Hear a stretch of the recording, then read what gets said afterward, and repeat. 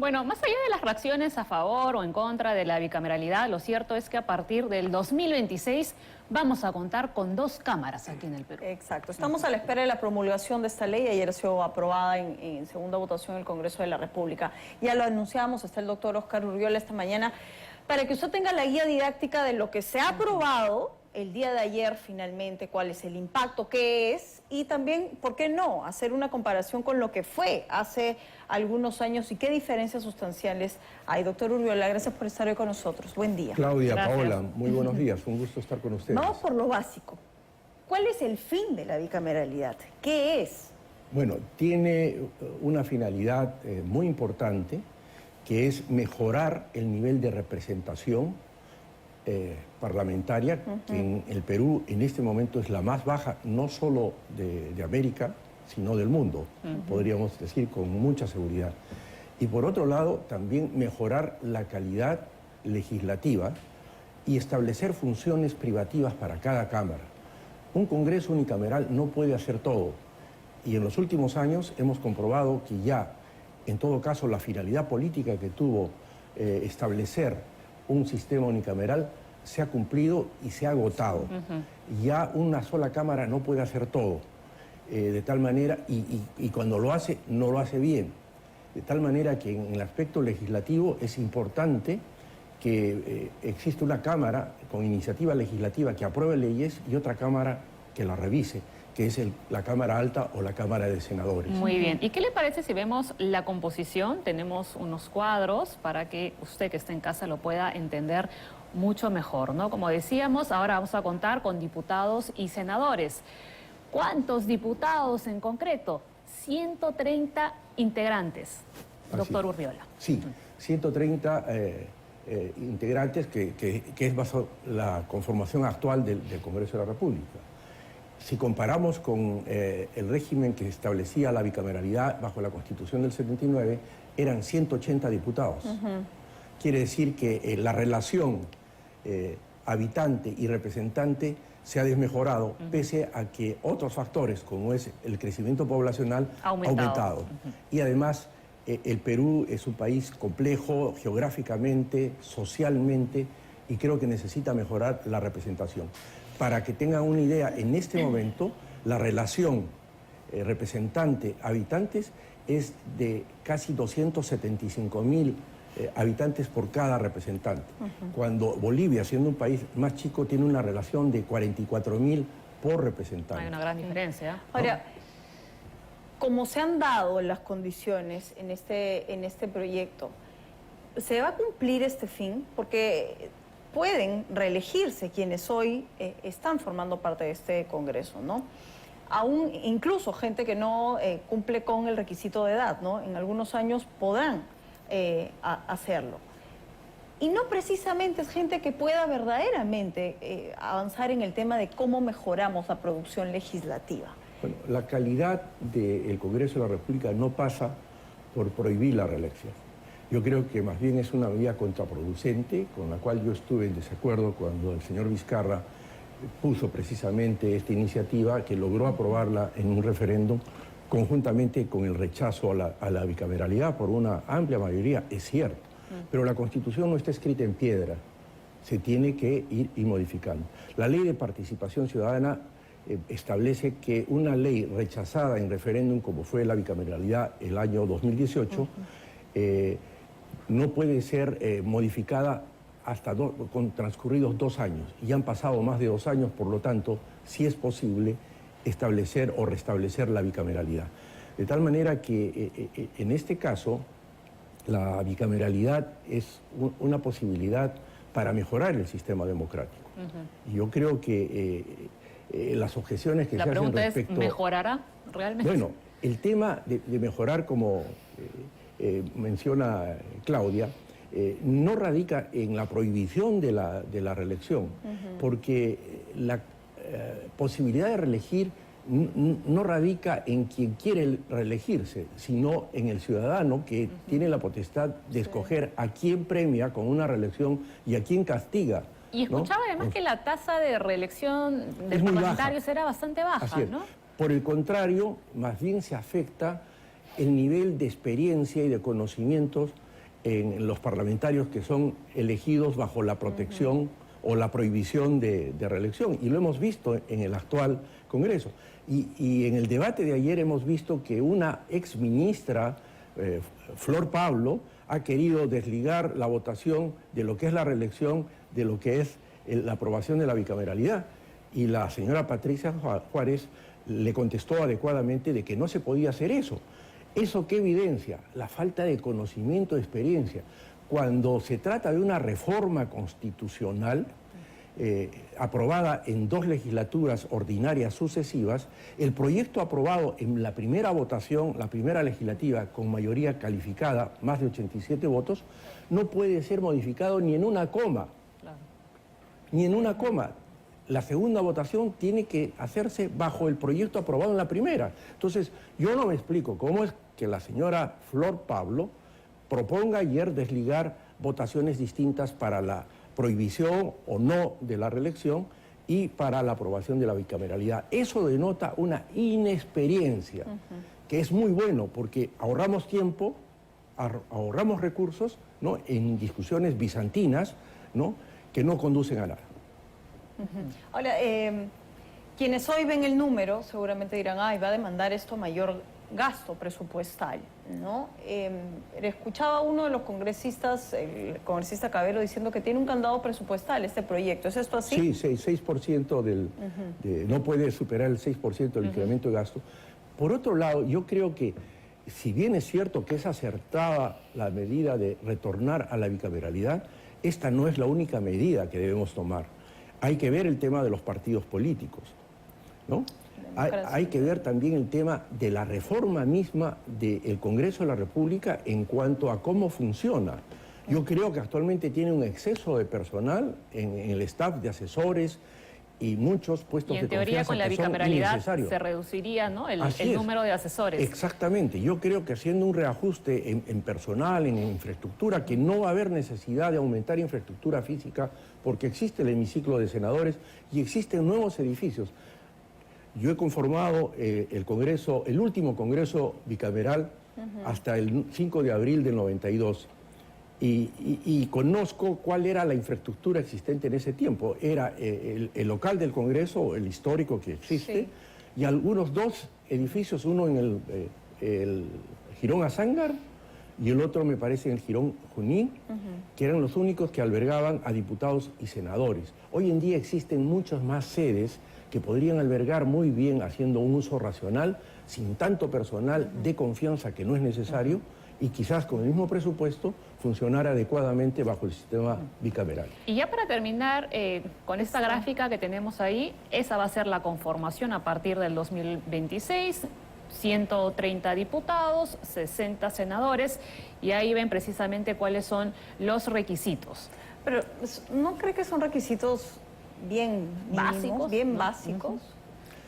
La anterior Constitución exigía para diputados 25 años ser ciudadano nacido en el Perú y con el derecho a claro, voto, el ¿no? tema más allá de lo cronológico, ¿no?, de la edad es qué capacidad tienes de ser artífice en el cambio en la producción de la calidad legislativa, ¿no? De la calidad de nuestros congresistas. Ningún sistema democrático, al menos de lo que podemos revisar, exige títulos académicos o grados para poder aspirar a una representación parlamentaria. Hay que tener en cuenta que el Parlamento no es un ágora de sabios o de iluminados.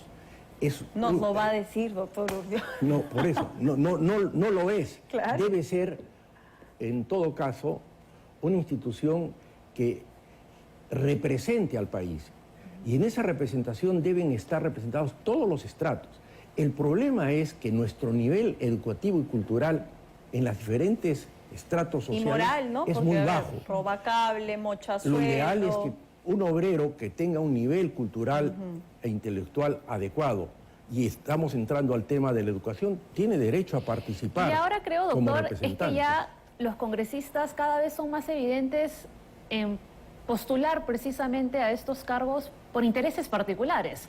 Y que el pueblo más bien les importa poco. Claro, Paola, ahí entramos al problema de los partidos políticos y la responsabilidad que tienen de hacer formación no solamente ideológica, sino también cívica y cultural, para que la oferta electoral que presentan ante el electorado para que éste pueda elegir sea una oferta seria de los mejores cuadros que pueda presentar un partido. Y no, en todo caso, una lista de personas allegadas o de confianza que, como usted dice, Paola, representan intereses particulares o individuales. Que eso es lo que estamos viendo actualmente con nitidez en el actual Congreso. Sí. Yo creo que todos esos aspectos se tienen que superar con una serie de reformas que ojalá se puedan hacer antes del 2026. ¿Cuáles, por ejemplo? Mencionemos el tema de los partidos políticos, el tema de las elecciones primarias, para que el público pueda tener un tamiz a través del cual se pueda preseleccionar a quienes aspiran llegar al Parlamento, ya sea a la Cámara de Diputados o a la Cámara de Senadores. Con relación a la Cámara de Senadores, no hay variación respecto al régimen anterior, porque son 60, al igual que la Cámara de Senadores del 79.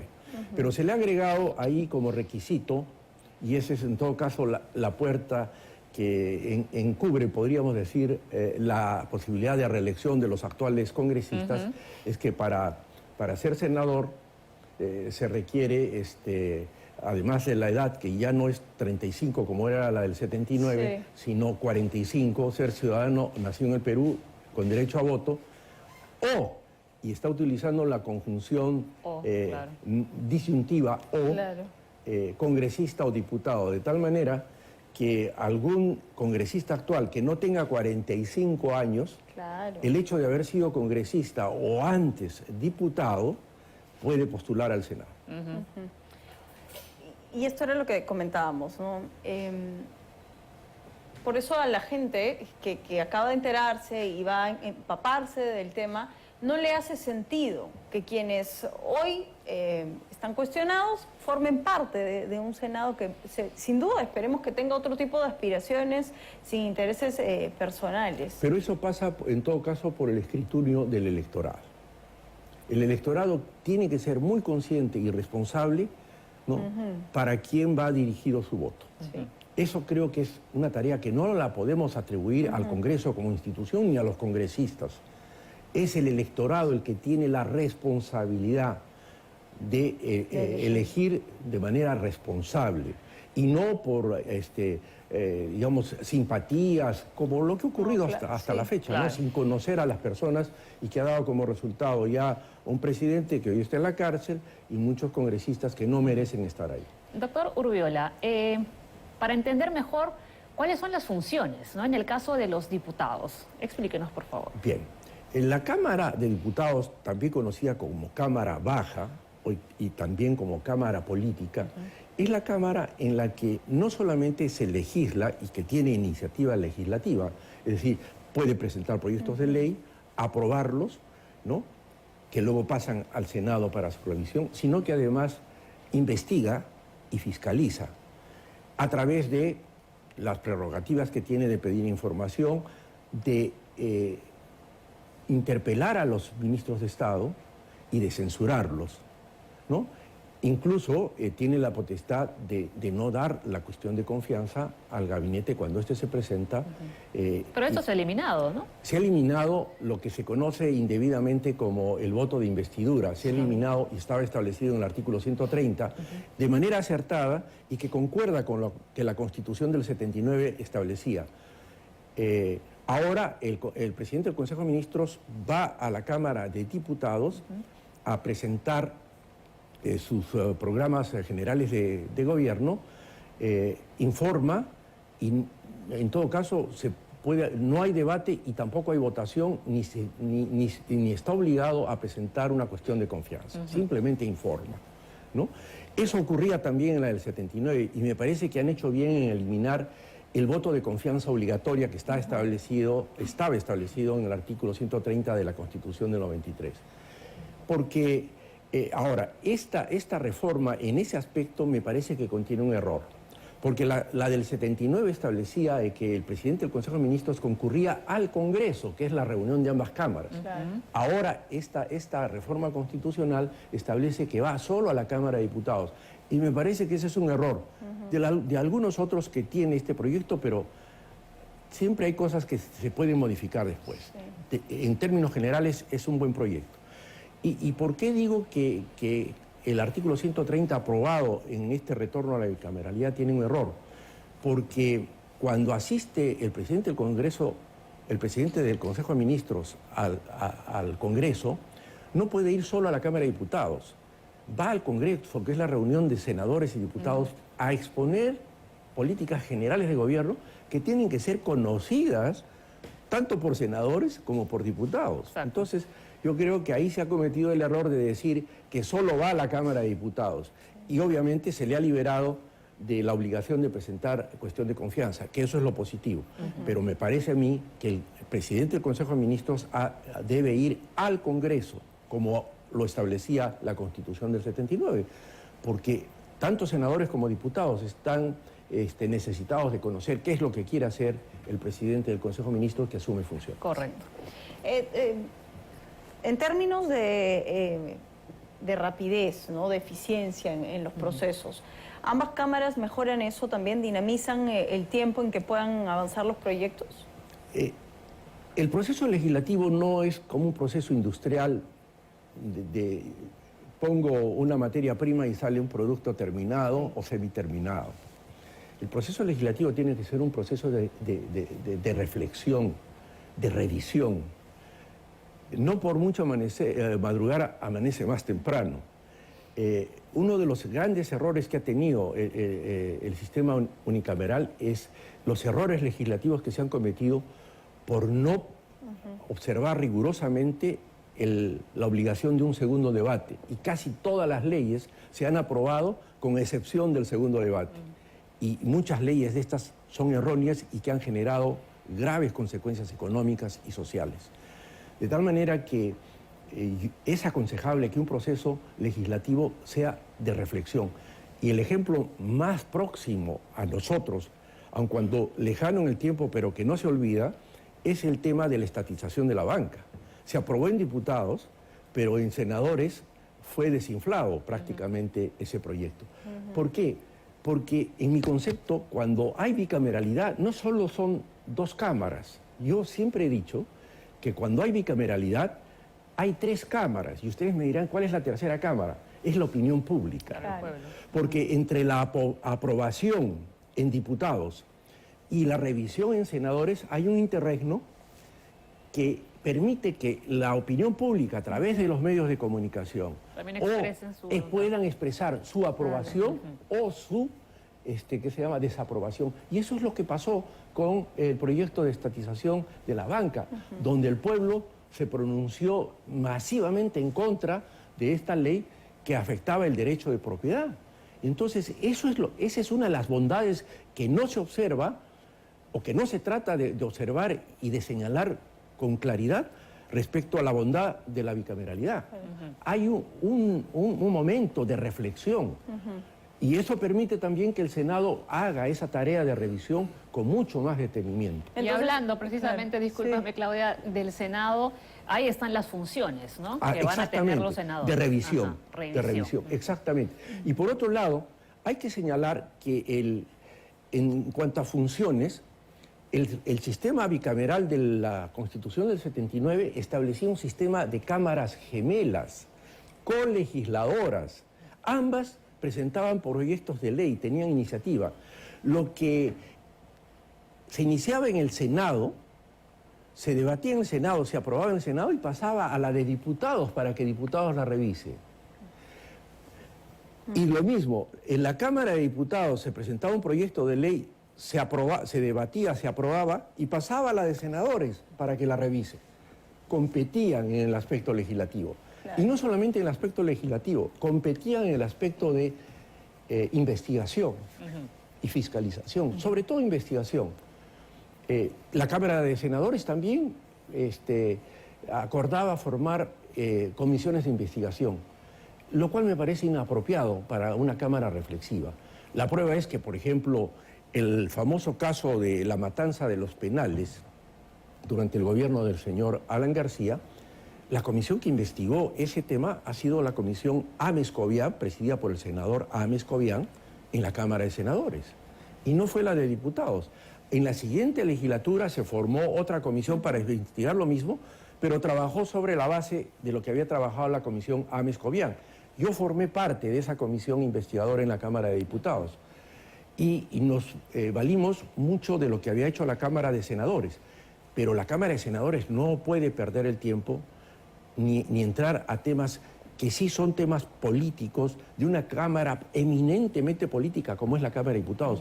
Y muchos dirán, ¿la Cámara Baja o Cámara de Diputados debe ser una Cámara política? Sí, es la Cámara donde todas las tensiones políticas se van a dispersar como una válvula de escape, ¿no? Que libera todos esos gases que genera los conflictos sociales y que tienen que tener una válvula de escape. Y esa válvula de escape es la Cámara de Diputados. ¿Ya? Y es muy importante. Por eso, y esto hay que hacerlo notar, muchos dicen no la bicameralidad y lamentablemente no se dan cuenta que el surgimiento de frentes de defensa a lo largo de todo el territorio nacional y durante todos estos años es precisamente la carencia de una representación parlamentaria adecuada.